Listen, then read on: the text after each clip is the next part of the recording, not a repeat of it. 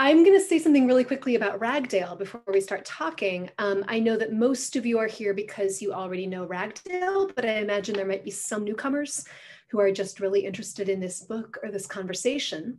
So I'll say quickly that Ragdale is an artist's residency, which means it's the kind of place where artists of all kinds, not just writers, but visual artists, musicians, choreographers, can come and stay for a few weeks and make their art without the distractions of the world. Another way to think about that would be to say it's an incubator for the arts. And your ticket sales revenues from tonight are going towards all of Ragdale's nonprofit initiatives, including, most importantly, Ragdale in the Schools, which puts visiting artists and writers into the classroom in schools around the Chicago area. All of this is really relevant because by way of introducing Julia, I need to tell you how this event came to be, which is that a few weeks ago, time is really hazy for me now, but I'm going to say a few weeks ago, we were doing another event where I was interviewing 3 different authors for a Chicago bookstore, doing a Zoom event online.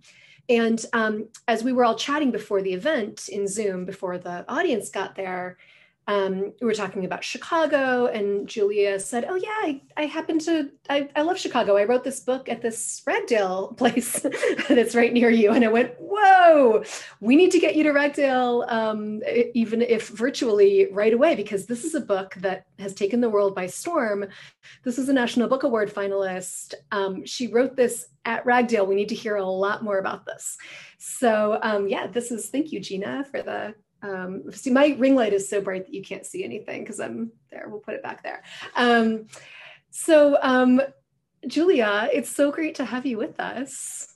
It's so great to be here virtually. And I was just thinking today, of all days, that I was at Ragdale in fall 2016. So I was there. I watched election night in 2016 at Ragdale with all fellow artists, and it feels really wonderful to be with this community now on inauguration day of the next term. Yeah. It's such a magical thing, bookending the whole experience. But Ragdale really did change my life and make this book happen. So it makes me so happy to get to be here and talking to you, Rebecca, and be part of this space virtually. Let's start by talking about Ragdale and our mutual friend, Jean Kwok, who I know is central to this story. And I know that a lot of people who come to many things for Ragdale absolutely know Jean. Might have been forced to salsa dance by Jean at some point, depending on. I should hope so. Jean is the author of Girl in Translation, most famously, and most recently the novel Searching for Sylvie Lee, which she was writing when she and I were there together, right across the hall from each other. I might tell a story about Jean later. I have many Jean stories. But your story does not need to be Jean-centric. It is Jean-centric. You want to explain? Well, I hope you'll tell. I would love it if we just all spent this hour together just telling stories about how incredible Jean Kwok is. But I came to Ragdale in fall of 2016, and I was in the place of the manuscript where I had been drafting it for a long time, and it seemed like it was both getting toward the end of what I was able to do with it and also sort of interminably going on forever, and I couldn't quite figure out what was going to happen next. And I met Jean Kwok, who showed up I think a week into my 4 weeks there, and just like blew in from the Netherlands. Absolutely charming, incredible, highlight of every dinner table, unbelievable person. I'd never met her before, this New York Times bestselling author, this like incredible, wondrous person. And maybe it was day 2 or 3 that she said to me, you ought to read this book that I use to outline all my novels. It's called The Anatomy of Story. It's a craft book. And I immediately, ran back to my room and figured out how to get this book and take it out from the library digitally and start reading it. And it completely changed everything. I mean, it brought the entire project into focus immediately, and for me was absolutely life-changing and craft-changing. And then maybe on day 4 or 5, she took me aside and she said, you know what, whenever you're ready, I would be happy to introduce you to my agent when you're ready to go out with the book. And to this day, I don't know why. I don't know why she said this to me. I mean, Rebecca, I think you know better than anyone the folly of, emerging writers, beginning writers saying, oh, maybe someday it'll just happen for me and someone will sort of pluck me out of a crowd and someone will connect me to their agent. And I'm sure you've had to correct people over and over again and say, actually, that doesn't happen. It's a long slog and it's a long journey and they're query letters and you don't just get connected to somebody's agent just because. And Jean offered to do that for me. So I went back again to my room at Ragdale. I remember very well calling my partner and basically screaming and crying with excitement about this opportunity that was before me. And a couple months later, when I got the manuscript whipped into shape, thanks to this book that she'd recommended, I wrote to her, still kind of hardly believing that was possible. And she connected me to her agent. And I thought that would be, one of many possibilities. I sent the manuscript to her agent. Her agent took it, and that was that. That was the one agent I sent the manuscript to. Jean Kwok changed my life, and she's thanked in acknowledgments of the book as my guardian angel. It just felt like impossible. It still feels impossible that something so miraculous could have happened. So I hope in every story she changes your life. I hope that whoever she sees, she just sort of floats down like a fairy godmother and descends from the Netherlands where she lives and says, here you go, all your dreams come true. Because that's what she says the Netherlands, but maybe it's some cloud, for all I hear the Netherlands is very cloudy. I don't know. It could be. She's up there. So she must have heard you talk about the book. She must have heard you read from it. She must have had some kind of strong indication that, or maybe she just had heard the kinds of places you'd studied, the kinds of things you did. She must have had some reason to understand that this was a really remarkable book.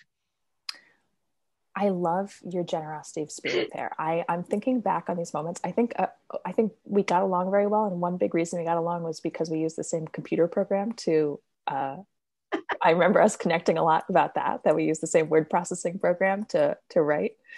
And I think honestly, Ragdale, the fact that we were both at Ragdale made a big difference. That felt like a big endorsement to her and that really mattered. And I think she's really generous hearted. And I was really blown away by that. And I think of her example a lot as kind of going against the scarcity model of art or achievement or joy that, you don't have to sort of covet and keep close to yourself everything that you've learned. You can say when you meet people, even strangers, really relative strangers, say, here you go. That really blew me away. Yeah. I think there's something, people talk a lot about the real alchemy of a place like Ragdale or any artist community is, you have these conversations that just spark something in your own work. But sometimes it is that there's an actual collaboration that comes out of it, or sometimes it is just that, but maybe it's giving someone advice. Yeah. What, you should really apply for this fellowship, or you should read this book. Did it turn out to be a good book? Was it, you recommend it?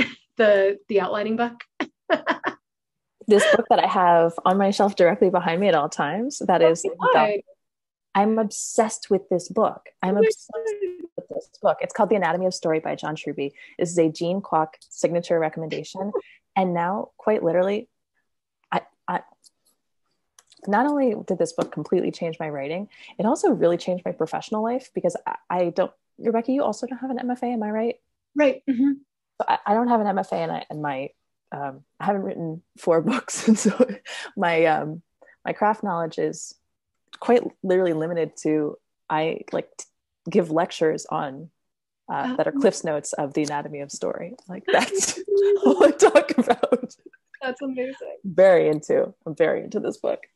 Since you just, speaking of, and we'll get to the actual book in a minute because we want to spend the bulk of our time talking about that, but just kind of by way of biography, this is interesting. So Neither of us, for the people who don't know what she's saying, MFA would be a Master's of Fine Arts degree, which would be generally the terminal degree within most performing and performing arts, visual arts, writing kind of fields. It's, it didn't used to be a thing that everyone did, but it's become so common that I actually keep literal lists of people without MFAs, so that when I put together a panel, I'm constantly doing this for conferences, putting together a panel of like writers that don't have an MFA. That's so funny. So that, and people are always really interested in that, because it's like, well, what, you don't need that, but, so what else is there? What was your path to writing then? What, can you talk a little, I don't know, something honked, that was amazing. That was my buzzer. It happened again. I know, don't worry, we'll ignore it. So what was your path toward this book? What was the short version of that story? That's a good, I'm curious about your answer to this. And I really want to go to every one of these panels at a conference, because it's so fascinating to hear people's varied experiences. I had, I would say, a different kind of cliche in a way, when it comes to entering writing. If you can call it going to get your, not a cliche, but a different kind of norm, I guess. I wanted to be a writer very badly. I ended up going to undergraduate college in New York City at Barnard College, which is a writing program I was really obsessed with and really fascinated by. And that has produced so many writers that I really are role models, I would say. Mm-hmm. And while I was in college, I started working at a small press, at a very, very small publisher. I worked in publishing for 9 years, and which was long enough to learn that working in publishing is not the same as writing books. And some people are very able to do both. I was not. During kind of in the middle of that period, I had started this book. I had a Fulbright grant in creative writing to begin this project. The Disappearing Earth is set in, it's so funny, I've been talking, I just realized I didn't do my elevator pitch to you all. Well, I was going to ask you to at some point. But why don't you do it right now? Tell us what the book is about. I got so excited about Ragdale and so excited about this whole thing that I totally skipped over my spiel, which is that Disappearing Earth is set in Russia, and it's about the disappearance of 2 young women and then how that affects the community around them. I had studied Russian and creative writing in school and really wanted to find a way to combine them both. And this project for me was the kind of perfect way to combine them both. It's a novel, but for me, fiction writing is a real opportunity for research and education, and certainly for this particular project, education about Russia, about Russian language, a real opportunity for me to continue to study. So I went to Russia with the Fulbright grant. I spent a year there, and then I ended up leaving my publishing job later and going back to Russia, the region where this book is set, which is called Kamchatka. Yeah, it's a Kamchatka Peninsula. So it's on the Bering Strait. It's quite far east. It's so far east that it's west again in a lot of maps of the world. Right on the edge there between Russia and Alaska. And then I got back home, and I was writing at home and copy editing and applying to residencies and hoping for things to come together. So I don't have an MFA, but I have been in New York since I was 18 and had a lot of opportunities to watch people write books. And that was really huge, an enormous education for me. Yeah. That's incredible. So, okay, I want to talk, before we talk more about the book, I want to ask about the Kamchatka Peninsula. Okay, please. But I also want to know about your non-MFA experience. Oh, it was just, yeah, no, I had really great writing education in college, and I have an MA in literature, Oh, which was really, really helpful. yes. But then, no, I was teaching Montessori elementary school for 12 years and writing on the weekends and in the summers and finishing my first book. And I kept thinking at some point, maybe I'll apply, to an MFA program. Maybe I'll do one of these low residency MFA programs. And meanwhile, I was getting published, I was getting anthologized, my first book was coming out. And it was still like, but I think I need this degree. And at a certain point, I realized, like, I'd gotten invited to lecture at several different MFA programs. They were bringing me in, and I was like, I think, not that I wouldn't have learned anything, but I was like, the boat might have sailed. Yeah. I can definitely continue learning in the ways that I've been learning, and I still have so much to learn. But maybe the degree thing, and of course, no one in the publishing industry has ever once asked me if I haven't. No. No one cares. Not in publishing. No, absolutely not. So, yeah. I found a million ways to teach without that too. I like that. So, but I wanted to ask you about the Kamchatka Peninsula. Oh yeah, I'd love to talk about it. So. Yes. Okay. So I had known where it was, just because. Are you a risk player, or are you? Oh, that might have been part of it, but I've always been interested in geography. And it's very distinct. I love that. Yes. Of Russia. It's right above Japan. It hangs down there. I had not realized until I read your book, and went then, midway through the book, I went onto Google Maps, and, significant plot point is that you cannot get to it by driving from Russia. There just aren't roads, yeah. Right? So these two girls have disappeared. Not that many places they could have gone, despite the size of this place, without leaving on an airplane or something like that. So I had no idea about the remoteness and the isolation. So why would you? Yeah. Well, I mean, as a geography buff, perhaps. Yeah. Someone who wants to know about the world. Yeah. I wonder if you can talk a little bit about what you learned there. And I noticed that we have a really great question in the chat about the issue of Indigenous versus Russian, quote unquote, residents of the peninsula, which was something that was new to me also. I think if I'd stopped to think about it, I'd think, okay, yeah, that makes sense. But these two very different cultures play off of each other in your book, and the ways people might trust or accuse each other, all kinds of different things. So what was your, I'm going to ask, it's a pretty general question, but what was your learning curve on that area? And how did those elements help you to plot it? Because it feels like you really used, rather than superimposing your own plot on a random place, it really feels like you used details and characteristics intrinsic to the place to give rise to a plot of a story that only could have happened there. That really means a lot to me to hear you say that, because I think that's how I think of, or that's what I hope for with the book. That when I think of how the story is constructed, the story of, these girls disappearing can happen in many places. We read many books, we watch many stories about that. But the particular shape of their investigation or of the way people react to it, I think is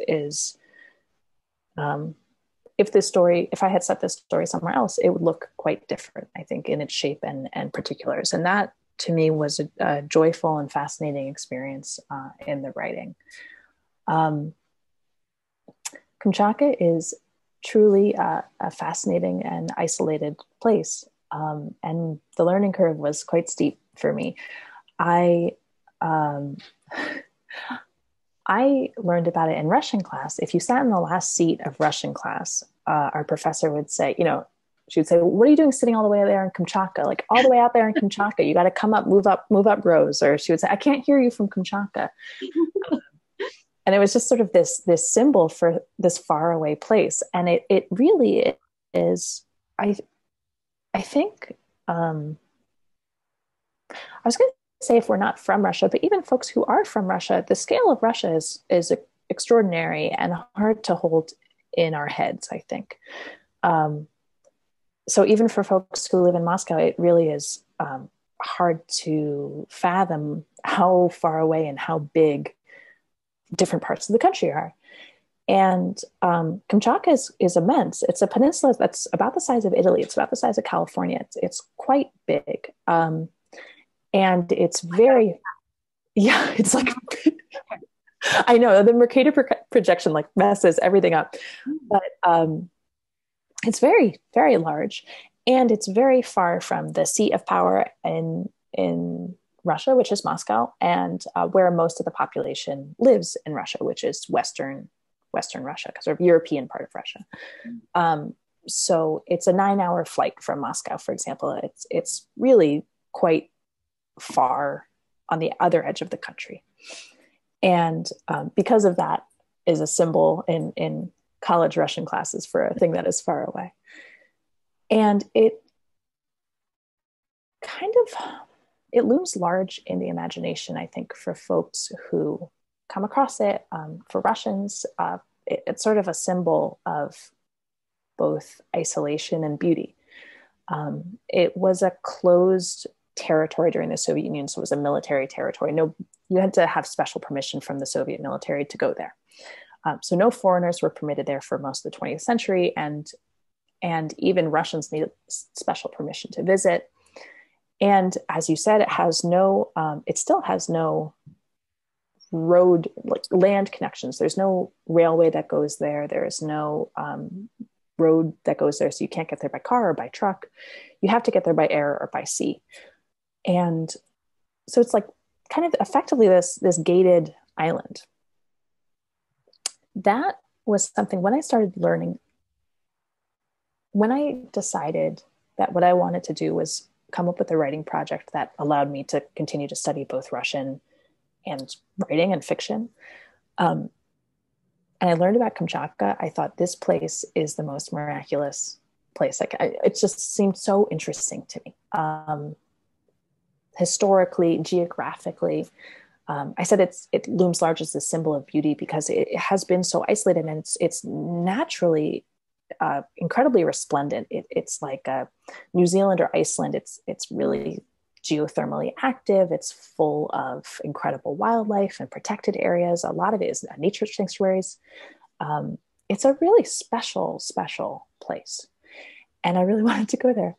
Kind of set my heart on it, I would say. And it feels like a good day to say thanks to the U.S. government. I was applying for a writing grant to go there that basically would send me. They weren't deciding whether or not to give me the grant based on how difficult it was for me to fly to the place. So whether I was applying to Moscow or whether I was applying to Kamchatka, I had the same chance. So I thought, why not go for Kamchatka? Because Moscow is relatively easy to access. I'd been to Moscow. I spent a lot of time in Moscow prior to that. But Kamchatka felt like a once in a lifetime place to get to go and spend a lot of time.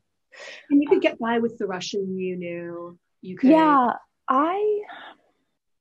so at that point, by the time I went there, I had studied Russian for 5 years and I had lived in Russia for 4 months. So my Russian was adequate, certainly. Like I could do phone interviews in Russian, or I have a very, very heavy accent, American accent in Russian, and I'm sure every language I speak. And it took me until my second month in Kamchatka, I remember it very distinctly, for me to ask a stranger something and for them to not ask me to repeat it because I was so heavily, my Russian never elevated to the level of fluent. I've always had a really heavy accent. It's always, hard for people to understand. I never learned all the vocabulary, but certainly by the peak of my language skills, which, was sort of after 2 years all told living in Russia, it was good. It was certainly good enough. One of the things, someone mentioned in the chat, the sort of relationship between indigenous Kamchatkans and Siberians and ethnic Russians. And that was another thing that really, really, really drew me to Kamchatka. And that was particularly, I would say, as an American. Kamchatka is relatively recently colonized by Russians, by Slavs. So like ethnic Russians who kind of moved out of Eurasia, like an Eastern Slavic people ethnically who swept across this whole continent in a kind of wave of colonization and violence. And they reached, or Eurasians got to Kamchatka in kind of the mid 1700s, mid 1600s. And the relationship there, the history there of conquest or of settlement or of exploration or of colonization was one that seemed to me to be quite resonant with my own country and my own experience and my own kind of entry point into understanding the world. And part of that is reflected in, Russia's an incredibly diverse nation. And I think we don't see that represented when we see representations of Russia in US media. We see Eastern Slavs, we see ethnic Russians who are kind of have great cheekbones and blue eyes and, very blonde. Yeah, exactly, a fur hat. Yeah. We see it one particular representation of Russianness. Yeah. Which is someone who's ethnically Russian or Ukrainian a lot of the time, honestly. Mm-hmm. And I was really interested in the folks who have been living in Kamchatka for 18,000 years, who are indigenous Kamchatkans, folks who have been living in Siberia for 20,000 years and came to Kamchatka around the same time as these Eurasian colonizers. And I hoped with writing the book to sort of represent that diversity and ethnic and historical and linguistic and racial range that is life there. Yeah. You asked, I know I've been talking a long time, Rebecca, and I'm realizing that you asked what the learning curve was.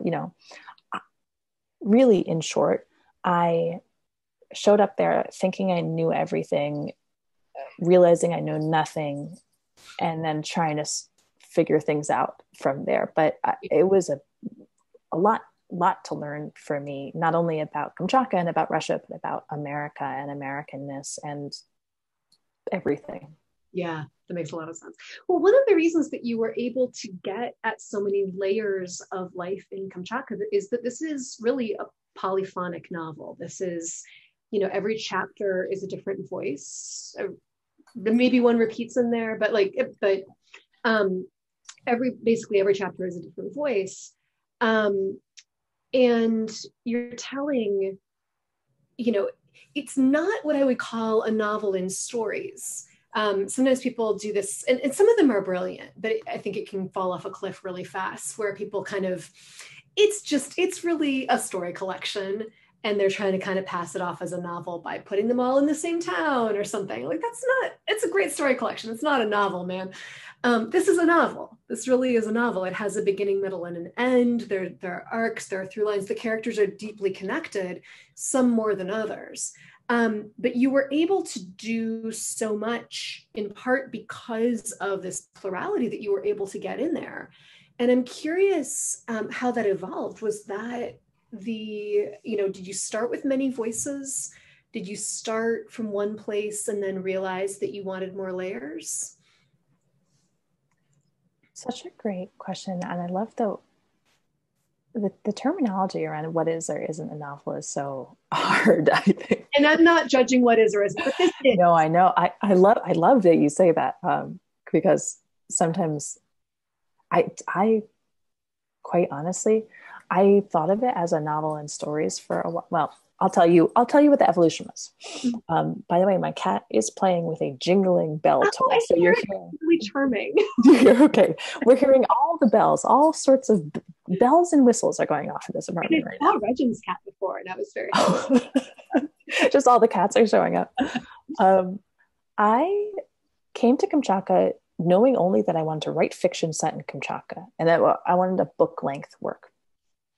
That was it. I didn't have a plot. I only had this setting, and I didn't know what I was going to find a plot, but you have to write a project proposal to go. And so my project proposal, I said, I want to write a linked short story collection set in Kamchatka about ecotourism. I think I said it was that everyone would be working in tourism, because I thought, oh, I'm a tourist. I'm going to be, talking to a lot of people who work in tourism. That's not what I did. But I think it was a helpful mindset to go in with, to understand that my interests lay in putting as many voices or experiences or as many characters on the page as possible. I really wanted to cast a wide net. I wanted to have a lot of people. I wanted to have a very broad focus because I wanted to see and learn about and write about as much of the peninsula as I possibly could. While I was there, I would say the plot, the story of the missing girls and how they provide a backbone to these many different stories arrived. And that was really exciting and propulsive and thrilling to me.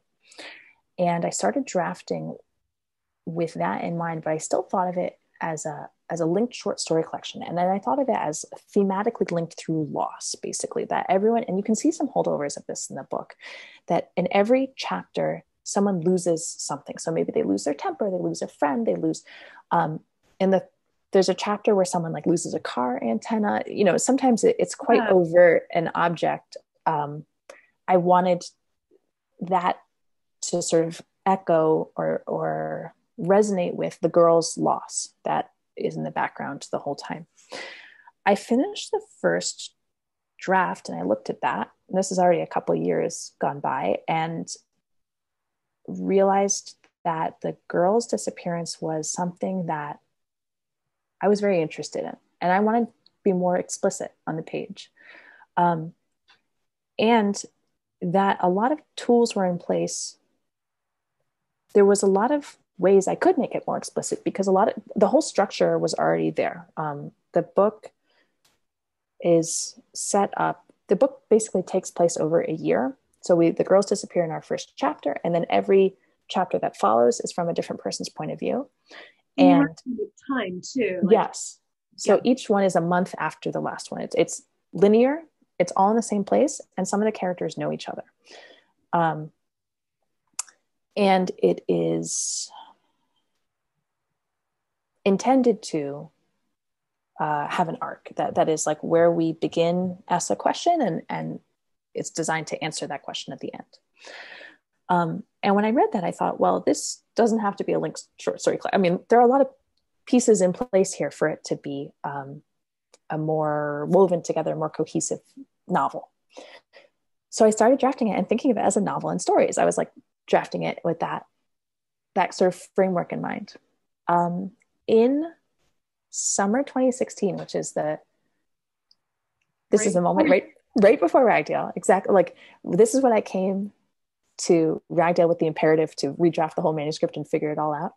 I went to a writing conference, and they had a panel of some very fancy editors, some very intimidating editors.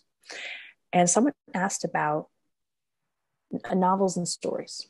And the most intimidating editor said, that doesn't exist. That's not a thing. He said, either it's a novel or it's a short story collection. I've never heard of a novels and stories. It doesn't exist. And I thought, at this point, I'd been working on my novel and stories for like in one form or another for, I think, 7 years. Yeah. And I thought, and I was so disturbed and upset. And I sought him out after I ran up to him while he was waiting for his taxi afterwards. And I said, well, what do you mean? Well, what about a visit from the goon squad? And I was, like, I was like, what about this? What about that? And he said, no. He said, it's either it's a novel or it's a short story collection. And I was like, and I went back, a lot of going back to my room but I went onto my computer and I went into my draft and I deleted in stories. And I thought, okay, it's a novel. It's a novel. that was oh my God. The end of its format resolution. Oh my God. Which, I mean, I kind of want to throttle that editor. That's interesting because, like, come on, man. But it was very forceful. Yeah. But I mean, I think there is certainly in terms of the marketplace, people yes. are, it's funny because as much as everyone's like, we have such short attention spans now, we don't have attention for anything long. We're binging, 4 seasons of The Crown. We're sitting there like, people want to read, like my kids want to read is, series where each book is this long. So there's something, we know already that novels, just in terms of the marketplace, if we're being realistic, novels sell better than short story collections. That's why I deleted in stories instead of a novel. That's I thought, oh, it's just a marketing choice. I'm just going to delete the part that. Right. And as long as you didn't then go in and think you had to write it differently, right? You can market it. However, it's funny, my story collection, which is very clearly a story collection, they didn't on the hardcover put the word stories on the front. They it's just the title, it's just Music for Wartime and my name. And they were like, no, we don't want to say stories because then, people will get scared away. Aren't people going to figure it out? I mean, like. They were hoping to like trick a good 15% of the customer. I have no idea. Did it work? It didn't sell that well. So we don't know how much of that was people inadvertently buying it. But finally on the paperback, they put stories. Incredible. It's pretty wild. But yeah, I mean, I think our part of what's going on is that our definition of novel, I think, can encompass something like A Visit from the Goon Squad, something like this, things that are looser in their association from scene to scene or from chapter to chapter. I don't agree with that editor who sounds like a total jerk, and I kind of want to know later who it was. But I will tell you, and you'll enjoy it. Okay. But that we can apply that word to anything we want to. We can call it could be 75 unconnected snippets, and we could still call it a novel. Yeah, I think exactly what you're saying is what it ended up as a conclusion for me, that like calling something a novel is not a craft choice as much as it is a marketing choice. And you write what you want to write and put it in the form you want to put it in, and then figure out the rest. Part of the reason that I think this really, for me, really is a novel is that you raise questions in that first section.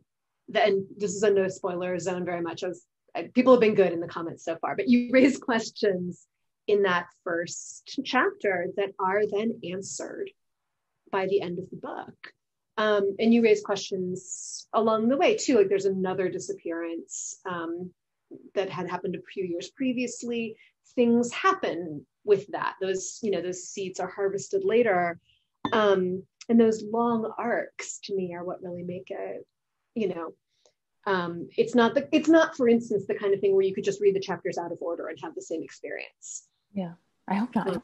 I don't think so either. So I'm really glad. We'd have a really weird experience. You would have a good experience, but it would not be. It'd be different. It would be different for sure. Yeah. We have a kind of unconnected but good question over here about whether this is always so interesting for writers because the answer is always like yes, but. Although maybe your answer is something else. Have you been contacted about movie or TV rights for this book? Is that at all in play? I think yes, but is a great. I'm curious about how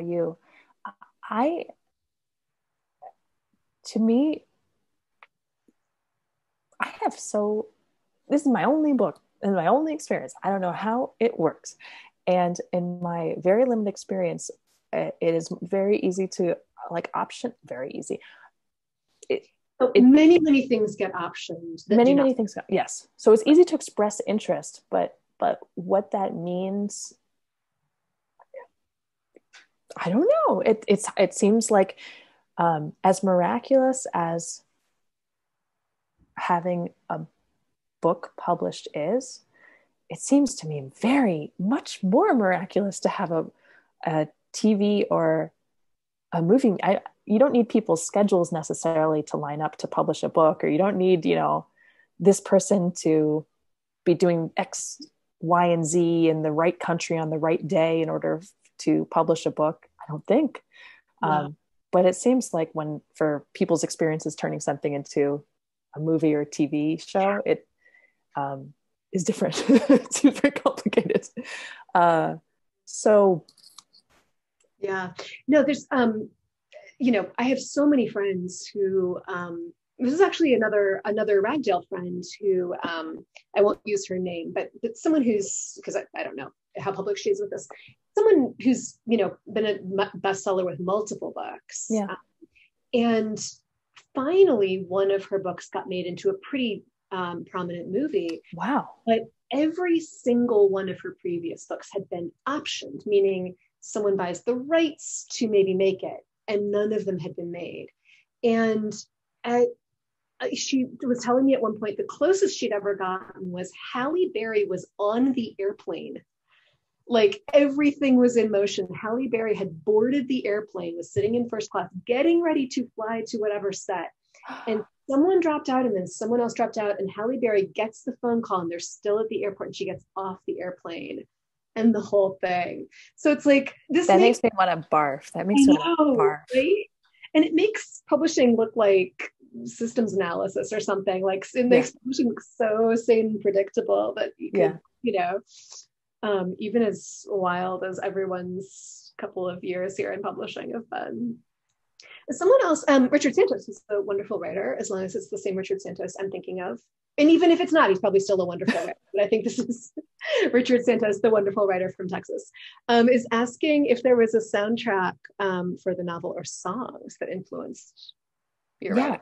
There was. And this is so funny. We were just, Rebecca and I at this previous event, we were just talking about this. I had a playlist, which was really helpful to get in the mindset of the writing, and it helped too with the structure, I think, a little bit. I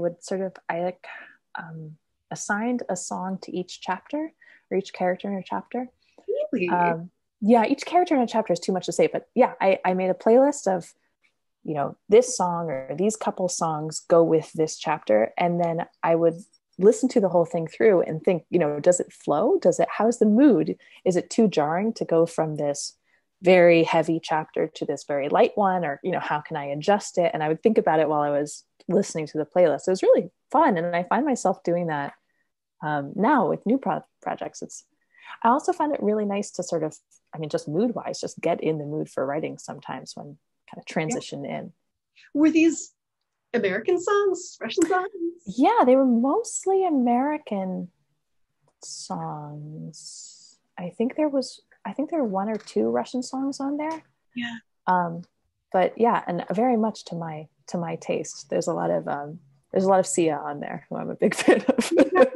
So, but sometimes there were songs on there that I would listen to in Kamchatka and remember a particular feeling I'd had that had sort of sparked a chapter or inspired a character.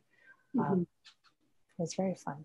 Yeah, that's I know that. So my sister in another life was a morning radio DJ, and I used to sometimes go in and hang out in the radio studio, and they would, and this was in the 90s, so this was really analog, but every song that they pulled, they had a note card for it, and the note card had scorings for upbeat, it was positive, neutral, kind of downbeat, what key it was in even. And male, female singer, they had all these things so that they would line up. And I guess it was computerized enough that then the note card had what number they would play or whatever. But they would they're playing a commercial, and they're then going on vibe, okay, we have this, and this. No, we can't have 3 downers in a row. We need to move it. This makes so much sense to me, because that flow from one song to another really matters, especially. Yeah.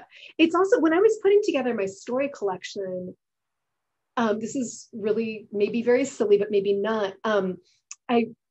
Project Runway is one of my guilty watching. Yes. And I was thinking so much about how they put together like a collection and the order. And, partly just, I love to have like my mental Tim Gunn talking to me, telling me it's all going to be okay. Yes. That helps a lot.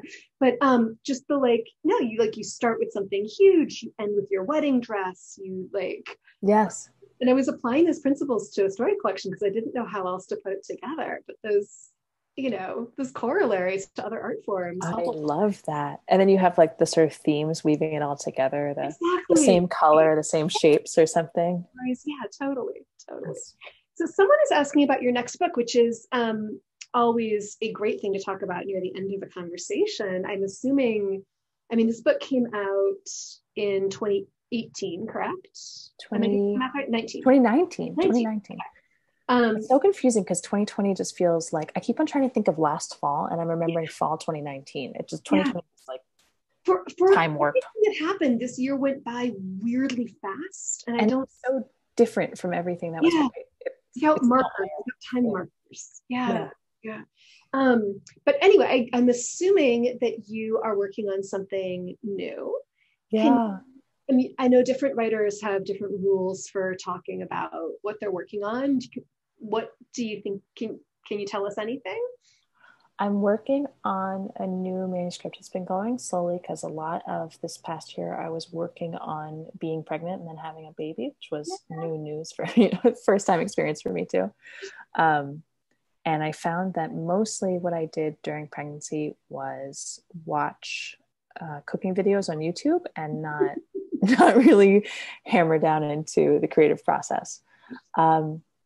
But I'm in and out of, and more in these days, a manuscript that I'm really excited about that has, I think, similar themes to Disappearing Earth, in that it talks about violence and gender and kind of power differences and community, the power of community. But it is a much tighter focus, and it's set, thankfully for my research budget, it's set much closer to home. So it's not set in Russia, it's set in the US. And I'm like, thank goodness, because there are so many hard things about writing Disappearing Earth. Getting to Kamchatka was absolutely the hardest. Everything after that was easy in comparison. I'm sure. That's interesting. Those are really the themes of what I'm working on too. And we're probably not alone in that. I think that, I think we're having a moment too with questions of gender and violence, just with like people's interest in true crime, which I think is fascinating and important, but also raises a lot of questions for me. And and we've come through an interesting era here. We're still in an interesting time in terms of power and safety and gender and all those things. So do you know how far are you at this point? Now your baby is how old now? He's 6 months old, 6.5 months old. Does he still stay put? If you put the baby down, does the baby move? He does not crawl yet. He swivels on his stomach to interesting places, but he doesn't, he's not fully mobile. I love that golden age of you can put them on the blanket and leave the room and come back and they're still on the blanket. It's so nice. Yeah. He sort of, it becomes half on. We've passed the golden age of you put him on the bed and he stays on the bed. Oh yeah. We've reached like a kind of roly-poly era. It's very cute. I assume you have not been racing through this, obviously, but I have not been racing through this. But are you, you kind of mid-plot, or are you? Thanks to Jean Kwok and the Anatomy of Story, I outlined the book previously, so that always made me feel like, okay, well, I've got not a first draft, but a half of a first draft. I've got a skeleton of what the draft will be. I would say in the process, I'm just thinking about how this is going to go on YouTube, and how the book is due in April 2022. So I better finish it by then. However, I would say that I am still in the beginning of the process. I have a lot of words and they have not yet pushed me through a lot of story. So I need to figure quite a bit out before I even get to the end of a first draft. And then for me, the revision is, I revise a lot, and that is when anything good and worthwhile happens for me. So there are many, many, many, many, many revisions to come. Yeah. I figure that, keep this off YouTube, no, certainly on the record. I mean, Disappearing Earth took me 10 years from conception to publication, and this one, we're entering year 4 now. So I feel like I've still got some time. It took me 10 years too. I don't think it's that. I think that's pretty common, because you're figuring out the issues of that individual book, but you're also figuring out your own process. Yeah. And I guess every time I thought, oh, I know how to write a book, and then I thought, no, I only know how to write that book. That I became the expert of writing that book when I finished writing that book. But I don't need to write again now, because. No. But I think that is how, people who write, say, a mystery series, that is how they can write one a year, is because they're following their pattern and their formula. Whereas when we're in the business of writing something, and those people are brilliant who do that thing, but when, we're both choosing to do things where you write wildly different books every time. And so every time is this reinvention, that's, an education for sure. Yeah. I want to remind everyone, I think we're wrapping up here. I know it's so fast. I want to remind everyone that Julia's book is for sale everywhere, but we love to give our business to Lake Forest Bookstore and thank them for their partnership with us and their ongoing support. Sam just posted the link again in the chat. So if you don't have it yet, or maybe you borrowed it from the library or listened to it on audio and you want to have a copy, or maybe you want to get a copy for someone else, or maybe you want to build a wall out of books and you want 17 copies. That sounds great. Ordering from Lake Forest Bookstore would be a wonderful, wonderful idea, because they definitely, we appreciate their support, and I know they appreciate our support too. And we want to support Julia and this amazing book that was written at Ragdale and then went on to be a New York Times Best Book of the Year and a National Book Award finalist and an international bestseller. And when you support Ragdale, it's so hard sometimes to explain to people why it would be important to support the arts before you can consume them. Right? Like, it's one thing to go pay for a movie that someone's already made, or to buy an album that someone's already made, or to buy a book that someone's already written. And it's another level of artistic citizenship to be investing in these books and these dances and these paintings and these compositions when the author is still figuring it out. And when the connections, as you've heard, of being in a place like Ragdale are maybe both an education and an introduction to the world that these people need to be in.